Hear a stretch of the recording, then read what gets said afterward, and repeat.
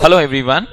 CA के new syllabus को लेके आप लोगों में सब में इतने ज़्यादा एक्साइटमेंट, पैनिक, डिस्कशन चल रहा है क्योंकि अब तो ICAI ने ऑफिशियली न्यू अनाउंसमेंट्स भी ले आए with respect to the roll out of the new syllabus and formally obviously from 1 July it will become effective. Now obviously जो नोटिफिकेशंस आए हैं उसका हमने डिटेल्ड एनालिसिस किया है and we making short videos to help you out understand each parameters जो आपको किस तरह अफेक्ट कर सकता है ताकि आप उसको सही सही एनालाइज करके समझ सको। ये फर्स्ट ऑफ मेनी वीडियोस है जो आपके लिए आ रहा होगा। आगे ट्रांजिशन रूल्स को लेके क्या होने वाला है। सर अगर मेरा एक ग्रुप नवंबर में क्लियर हो गया, सर अगर मैं दोनों ग्रुप क्लियर किया नहीं किया, अगर मैं दोनों ग्रुप अटेम्प्ट करूं या एक अटेम्प्ट करूं नहीं करूं तो उसके वजह से क्या मेरे को एग्जामिशंस मिलेगा, क्या मेरा एग्जामिशन कैरी फॉरवर्ड होगा। बहुत सारे कंफ्यूजन हैं, आपके मन में सवाल हैं, इन सब का जवाब ट्रांजिशन नॉर्म्स क्लियर होने में समझ में आएगा। एज ऑफ नाउ ये क्लियर है कि नवंबर 23 will be the last attempt for the current syllabus, यानी मई 24 ऑनवर्ड्स जितने भी एग्जामिनेशंस होंगे न्यू सिलेबस में होने वाले हैं, there will be no overlapping period. यानी अगर आप करेंट सिलेबस में रजिस्टर्ड हैं, आपके पास लास्ट अपॉर्चुनिटी होगा नवंबर 23 में क्लियर करने का। अगर for any reason November 23 clear नहीं कर पाते हो, then you will have compulsory conversion into new syllabus and then you will have to appear in May 24 in new syllabus only.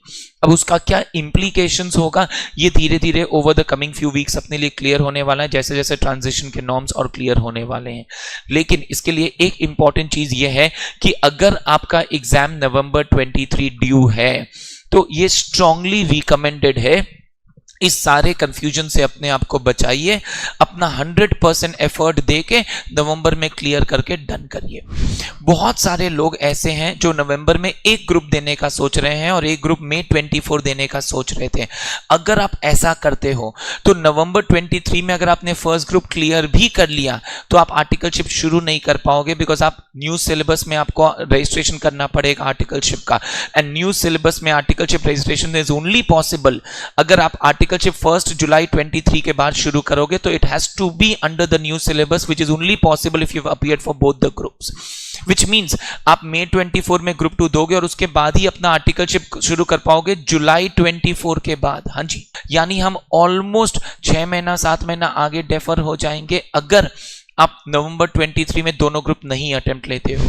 सो मेरा ये स्ट्रॉन्ग रिकमेंडेशन होगा स्टूडेंट्स के लिए कि अगर आपका नवंबर 23 ड्यू है तो आप दोनों ग्रुप दे के इसको डन करो। एज ऑफ नाउ जो हमारे पास इंफॉर्मेशन है, ट्रांजिशन नॉर्म्स के डिटेल्स आने के बाद we will come up with more details and updates for you, but it is advisable कि अगर आपके लिए पॉसिबल है तो आपको दोनों ग्रुप दे के ओवर करना चाहिए। इससे अपने ऑटोमेटिकली जैन के अंदर इंटर क्लियर्ड होंगे अगर, तो अपने डायरेक्टली न्यू सिलेबस के साथ रजिस्टर करके 2 साल के आर्टिकलशिप में जाएंगे। और फॉर एनी रीजन अगर क्लियर नहीं हुआ तो मई 24 अपने दोनों ग्रुप न्यू सिलेबस में दे रहे होंगे।